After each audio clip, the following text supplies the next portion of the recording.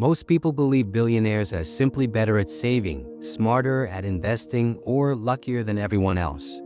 That belief is wrong. Billionaires do not win because they work harder, budget better, or follow the same financial rules more efficiently.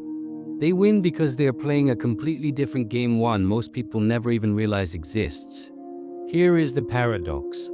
The average American is taught that money is something you earn, save, and protect. Billionaires treat money as something you design, move, and leverage, often without ever touching it. They do not ask, how much does this cost? They ask, who controls the system that sets the price? They do not worry about inflation. They anticipate it and position themselves to benefit from it. They do not fear debt. They engineer it. And the most unsettling part? This way of thinking is not new. It has existed for centuries, quietly shaping economies, governments, and financial crises, while the public is told a very different story.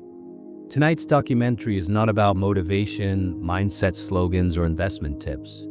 It is about how power thinks about money, why that thinking has repeated throughout history, and why understanding it may be more important now than ever before. But to understand how billionaires think today, we have to go back far before hedge funds, Silicon Valley, or Wall Street bonuses, back to the moment money stopped being just money. For most of human history, wealth was visible and finite. Land, gold, livestock, armies. If someone was rich, you could see it. If someone lost wealth, it disappeared just as clearly. Money was tangible, slow, and difficult to multiply. That began to change in the late Middle Ages when European merchant families, most famously the Medici in Florence, discovered something revolutionary. They realized that control over money flows mattered more than ownership of money itself. Instead of hoarding gold, they financed trade. Instead of owning ships, they financed voyages. Instead of ruling land, they funded kings. They created credit systems, letters of exchange, and early banking networks that allowed wealth to move faster than armies. And here is the key insight they understood centuries ago: the person who controls credit controls outcomes. This idea evolved slowly but relentlessly. By the 17th and 18th centuries, central banks emerged not as public utilities, but as stabilizers for governments drowning in war debt. The Bank of England, founded in 1694, was not created to help citizens save money. It was created to help the British state borrow money efficiently. From the very beginning, money systems were built to serve power first, stability second, and the public last. Fast forward to the 20th century.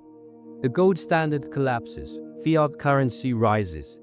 Money becomes something backed not by metal, but by trust, laws, and institutions. Most Americans are taught this transition was progress. And in many ways it was. But it also created something new, a world where money could be created without being earned if you were close enough to the source.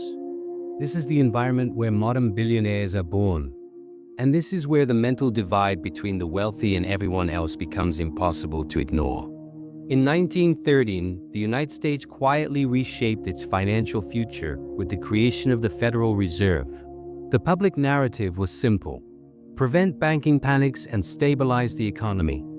The structural reality was more complex. For the first time, money creation became centralized, institutionalized, and abstracted away from everyday life. Currency was no longer something discovered through labor or mining, it was something issued. This did not immediately create billionaires, but it created the conditions for them. Why? Because those closest to capital markets, banks, corporations, asset owners gained early access to newly created money. Economists call this the Cantillon effect, though most Americans never hear the term. When new money enters the system, it does not raise all prices evenly or instantly. It flows first into financial assets, stocks, bonds, real estate. Those who already own assets see their wealth rise before wages ever adjust. From the very beginning, the system rewarded ownership over labor. This is not a conspiracy, it is arithmetic, and billionaires understand this deeply.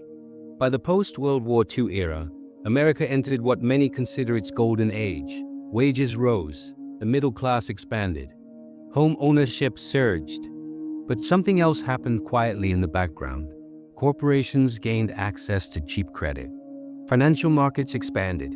Leverage became respectable. Debt, once seen as dangerous, became strategic. The wealthy learned to borrow against assets instead of selling them. Why sell stock and pay taxes when you can borrow at low interest rates using that stock as collateral? This single insight reshaped elite financial behavior.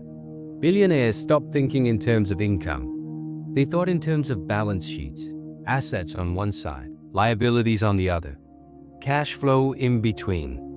If the system inflates asset prices faster than interest costs, debt becomes an accelerant, not a burden. To most Americans, debt feels like a trap. To billionaires, it feels like a tool. The illusion of stability cracked in 2008. The global financial crisis exposed how deeply leveraged the system had become. Mortgages were bundled, sliced, and sold as safe assets. Risk was hidden behind complexity. When housing prices stalled, the entire structure collapsed. Millions of Americans lost homes, jobs, and retirement savings. But something strange happened afterward. The system did not fundamentally change. Banks were bailed out. Interest rates were slashed. Central banks injected trillions into financial markets. Asset prices recovered, then surged. Those who owned stocks and real estate recovered quickly. Those who relied on wages did not. For billionaires, 2008 was not just a crisis. It was an inflection point. They learned that in moments of systemic failure, the rules bend in favor of capital. Risk, they realized, is not evenly distributed. The decade following 2008 revealed a stark divergence. Productivity rose. Corporate profits soared. Stock markets reached record highs, yet median wages stagnated. Household debt increased. Housing became less affordable. The public was told the recovery was working. But for many Americans, it didn't feel that way. Why? Because the system was not designed to maximize fairness. It was designed to maximize stability of institutions. Billionaires understand this distinction. They do not ask whether the system is fair. They ask whether it is predictable. Policymakers attempted reforms, regulations, stimulus checks, new oversight. But these fixes addressed symptoms, not structure. The core mechanism remained intact. Money creation flows through financial institutions into asset markets. As long as that structure exists, those who understand it and position themselves accordingly will continue to benefit disproportionately. And this brings us to the present.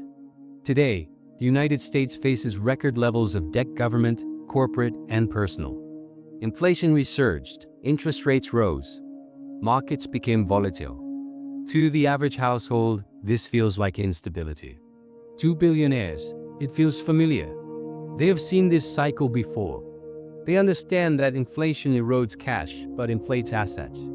They understand that volatility creates forced sellers and opportunity for buyers with liquidity.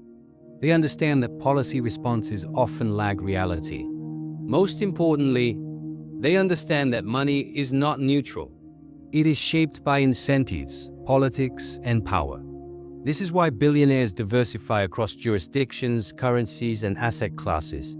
This is why they invest in influence as much as returns. This is why they focus less on how much and more on who decides. History is not repeating exactly, but it is rhyming. And those who recognize the rhyme move first. So what can be learned from how billionaires think differently about money? First, money is not just a medium of exchange. It is a system of incentives. Understanding the system matters more than working harder within it. Second, debt is neither good nor bad. It is a tool. The difference lies in whether it is used to consume or to control assets that outpace its cost. And third, wealth is less about income and more about positioning. Those who position themselves near money creation benefit first and most. This is not an argument for cynicism. It is an argument for awareness.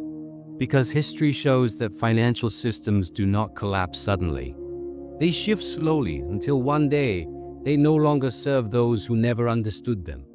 The question is not whether the system will change.